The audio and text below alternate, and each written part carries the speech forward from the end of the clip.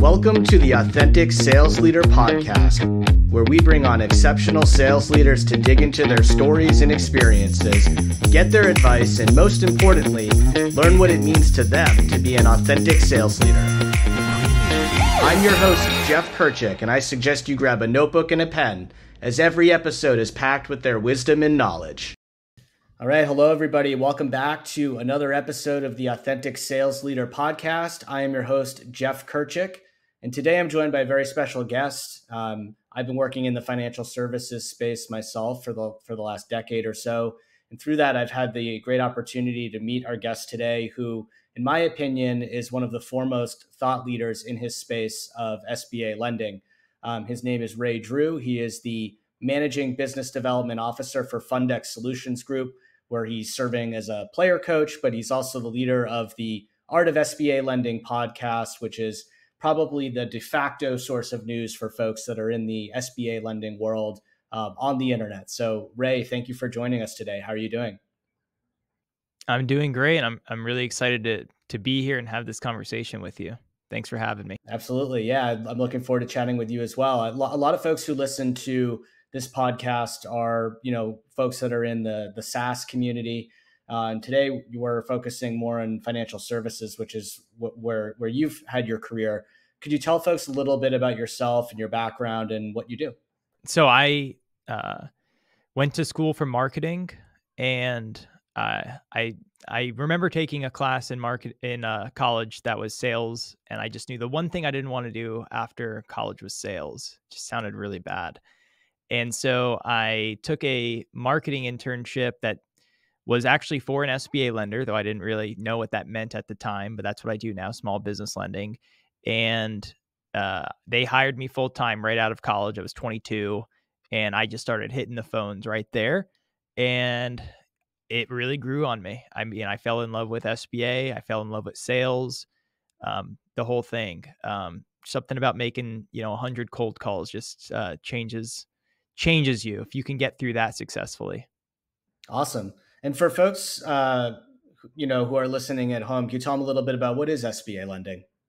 Yeah. It's interesting because I sell money, which is, you would think, not that hard to sell, but it can be sometimes because it's a commodity. Although, I like to turn it not into a commodity. That's kind of my job. But I lend money to small business owners, mainly to buy businesses, buy out partners, or buy real estate for their business. Since a lot of the folks listening might be in SaaS, like that was there's a lot of M&A activity these last couple of years. And some of the folks on the smaller end of the spectrum with regards to the, enterprise value of the business, like SBA can lend up to $5 million. So some of those transactions were financed with SBA loans, actually. So we did quite a few. It is a kind of a commodity, what you're offering. And so you have to find ways to differentiate in order to stand out from the crowd. You've had a very successful career. I think a lot of people in your space view you as one of the most successful players in SBA. How have you been able to do that? What are the ways that you're differentiating from others, and what has allowed you to be so successful? Well, the first thing that comes to mind is keep your ego in check, and you're not doing a good job. You're not doing me any favors saying all these nice things about me, but that's a big one. When you get to these levels, you have to make sure you check your ego at the door, and I do that every day. I try to, at least. I mean, no one's perfect, but to get to these levels, I mean, it's just one of those things where you start day one and you know nothing. And so what did I do? I saw some of the more senior salespeople in the office were doing very well for themselves. They seem to have really nice lives, houses, cars, families, things like that. So I said, okay, there's a path to get there. I just need to figure that out. So I had that desire to get to the next level. And I mean, it's going to sound probably maybe silly to some people, but it's just, I've thought a lot about this, and I just think it's so true. But reading books, if I really trace back my success to the root cause of why, I honestly think it's because my early boss made me read books, and now I love reading books, and it's really helped. Yeah. Well, what are some of the books that you think have been more influential for you in your career? Well, it starts with Think and Grow Rich. It's probably top book for everyone in business. I just saw my buddy who's an SBA lender just tweeted that he made his 16-year-old read it. Um, so it's just one of those life changing books because I didn't grow up with money, and when you enter into a sales role, you have the potential to earn, you know, unlimited upside. We like to say.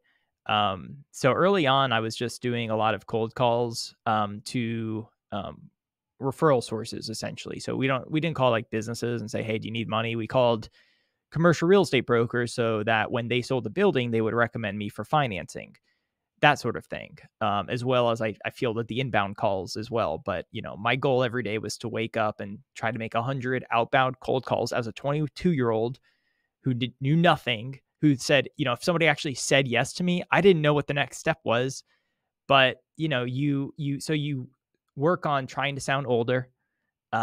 You work on your script, your voicemail script. You work on if they actually answer and they say yes to this question, you have this kind of follow-up response, and if they say no, you have that. And I was able to, because I was the only person in that role, so I was able to create the scripts myself to make it sound like in my own voice, which is something I've always liked to do. And so I was reading cold call books. I couldn't give you, it was like literally, it was like, cold calling for dummies. It was like just books about cold calling. Then I got into sales and marketing, and the psychology of selling, I think, was one. Like spin selling was another one. I read about 12 books that first year. And I mean, it's just like you pick out little nuggets and you just implement it. Because if you're reading about the things you're doing in your day to day, and you have that mindset of I want to get better every day, then you could definitely pick up some gold nuggets from those books and just start implementing them. Love it. Speaking of gold nuggets and Think and Grow Rich, my favorite chapter is the man who almost struck gold. It's the person who's mining and wants to give up and doesn't realize that if his next pick of the axe would have been the one that allows them to strike gold. And working in startups, that's always been influential for me personally, because it can be a bit of a grind, and sometimes you feel like you want to give up. So I love those. Those are all fantastic books. One of the things I think that you've also done, you haven't, mentioned it, but something I think that a lot of people have seen in the industry is your podcast, called The Art of SBA Lending. And I know for me personally, I speak with SBA lenders probably every single day. It's not uncommon for me to find people who know who you are or have listened to your podcast. So it's clearly gone a long way within your industry. But that being said, by having this podcast, you are also sharing a lot of your tips and tricks to people. And these are your competitors because they're people who are also funding the same businesses that you're trying to fund. And so some people would say, hey, that seems a little counterintuitive, but it's actually worked out to your benefit. Could you talk a little bit about why that is? Why is it that you, first of all, had the idea that you wanted to do this? And B, why is it ultimately a good thing for you? There's a lot of people that do what I do. And to the people that think it's counterintuitive, that's the problem.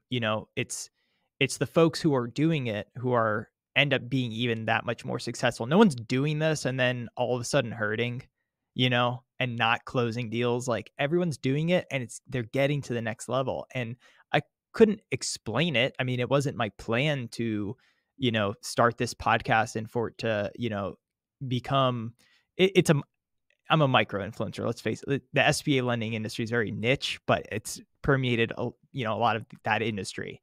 So I personally was a BDO, as a business development officer, basically a salesperson. So my job is to go out, find business. I don't get any internal leads. It's all outbound, go out to market.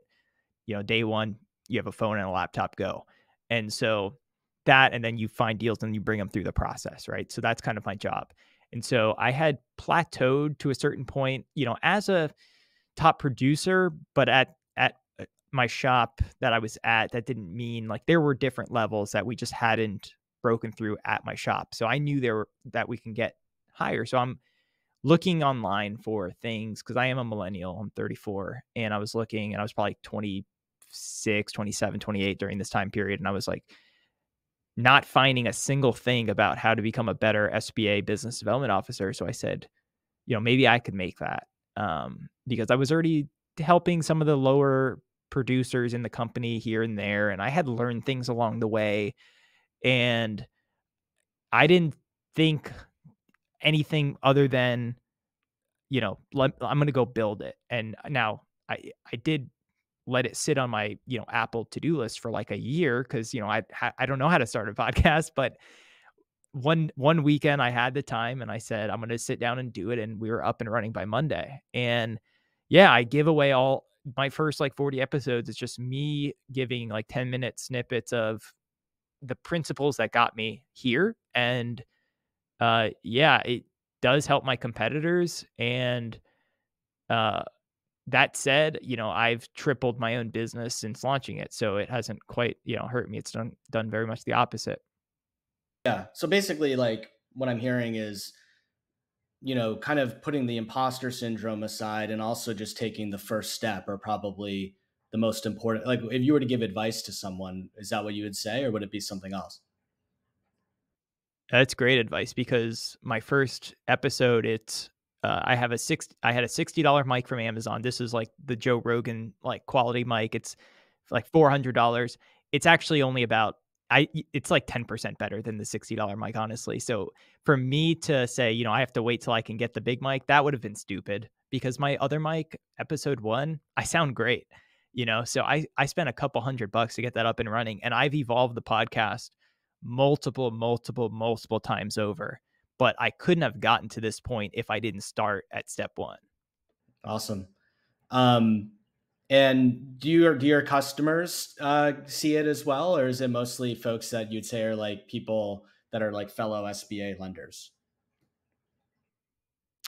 Well, the primary audience is other SBA lenders. We've pivoted to doing interviews with the industry, so it's been great. But people still are searching out SBA for their business. And when you go on podcasts and you type in SBA, I actually have 2 podcasts. One is a little lesser known, but I had to put it on hold when I had a baby 6 months ago. But it's a lot going on when you have a job and 2 podcasts. But like people will find my Art of SBA Lending podcast, just looking for podcasts on SBA lending for their business. And I've had people listen to it, fill out the form on the website.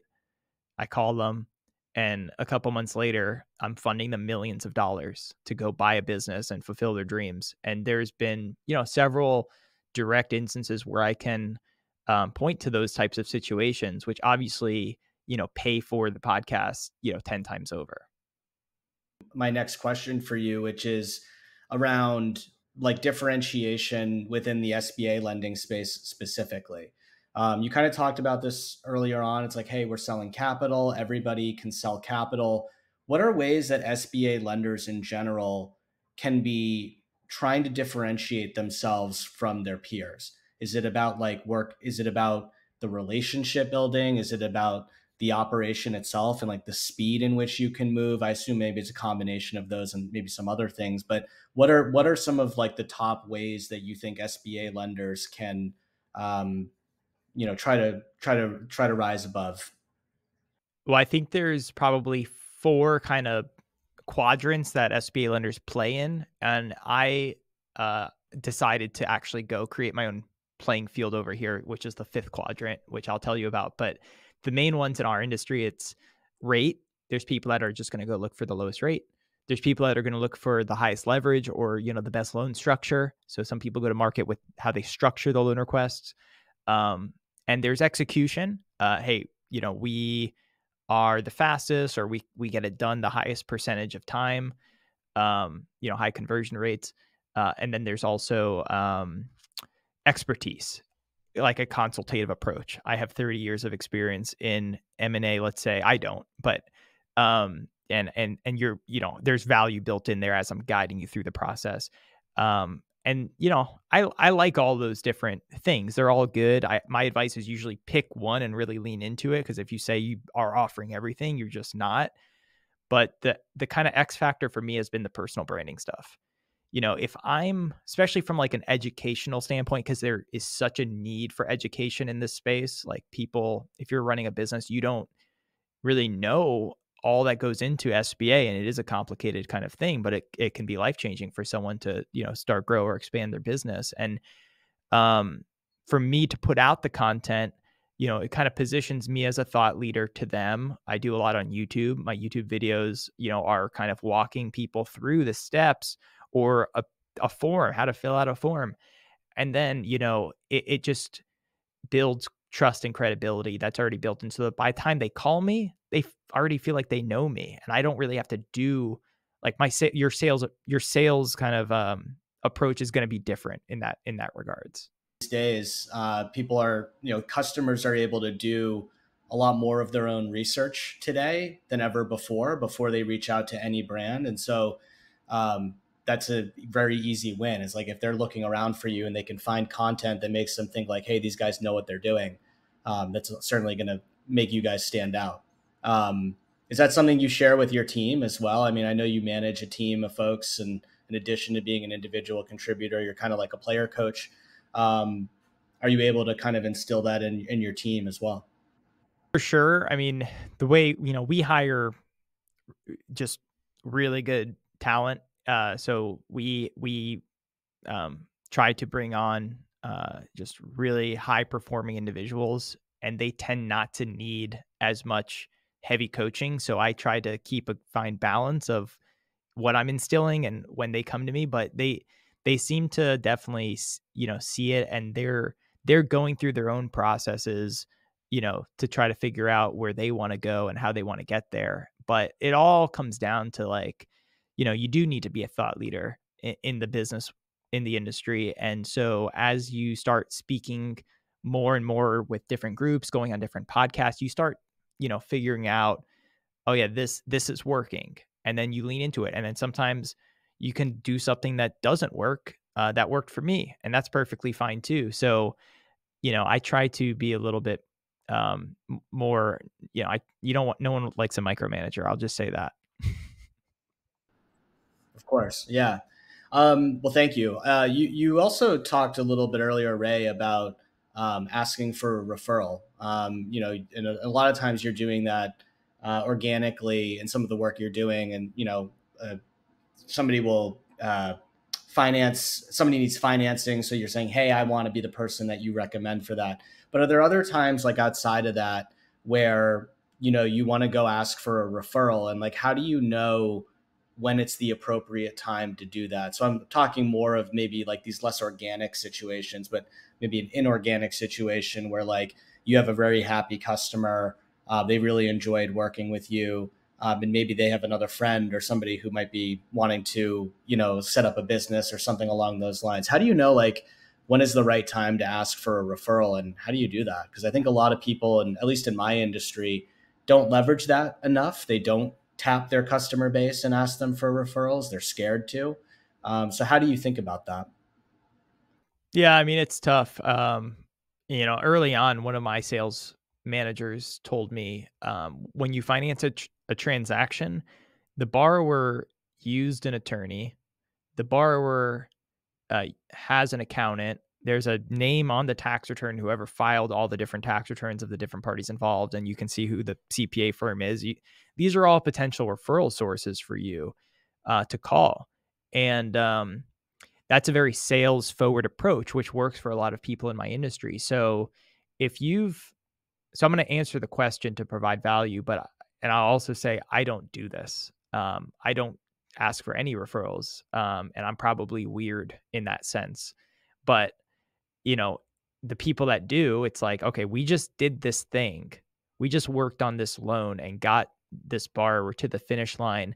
And somewhere along the lines, there was some problem that was solved. And if you can explain to these different parties involved, hey, by the way, I know this was a rough, kind of crazy 3-month journey, chasing down paperwork and doing all this crazy stuff to get to a finish line. But at the end of the day, this borrower had this problem that we solved. And if you have other small business clients that have these problems, just think of me when that time comes.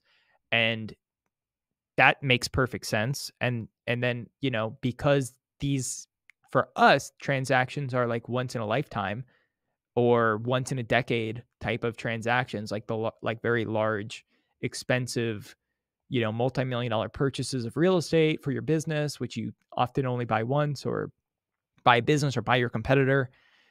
These are things that are like, they're not coming up every day.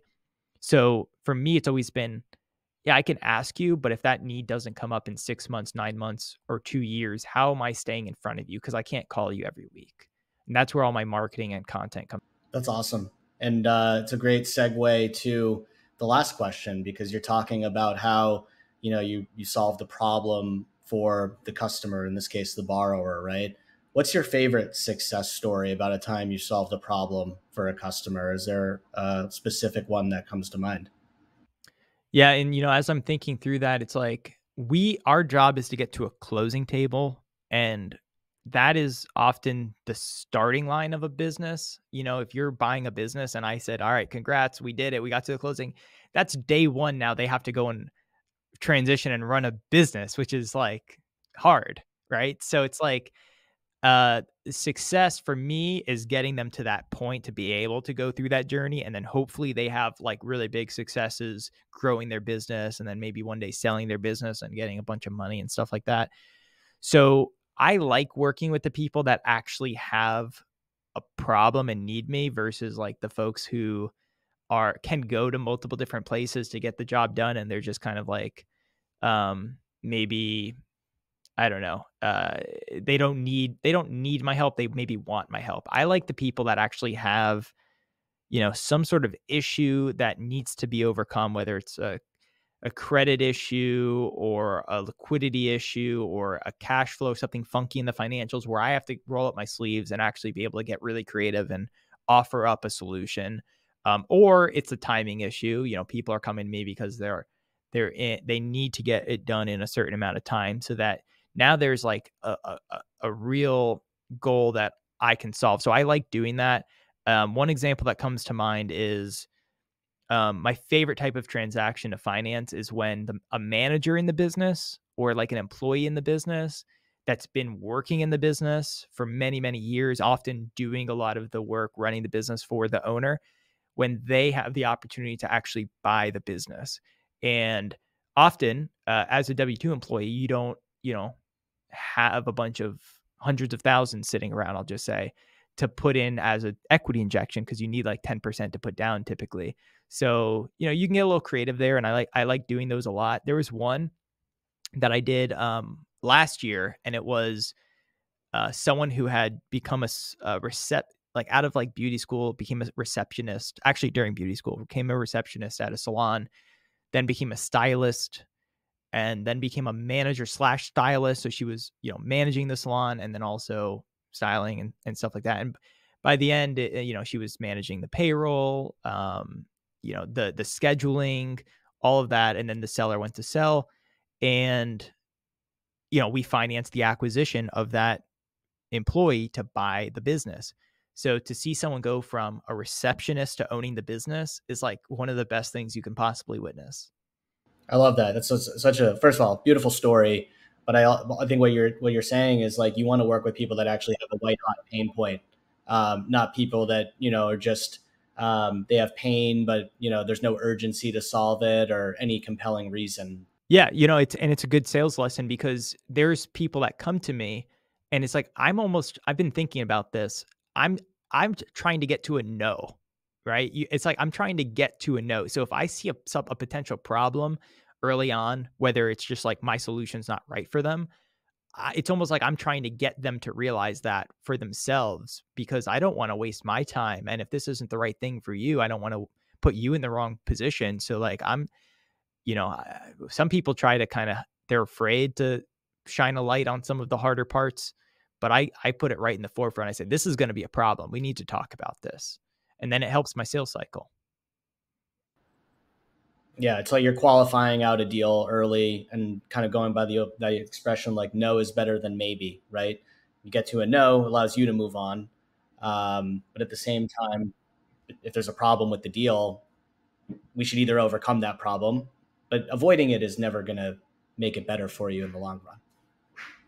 Yeah, that's why I'm selling is like just one of those words where like some people just have certain ideas of when you say the word selling, but really all it is it's like, providing the right value to the people that need it and then just kind of going through that process. And it's like, I'm not selling it.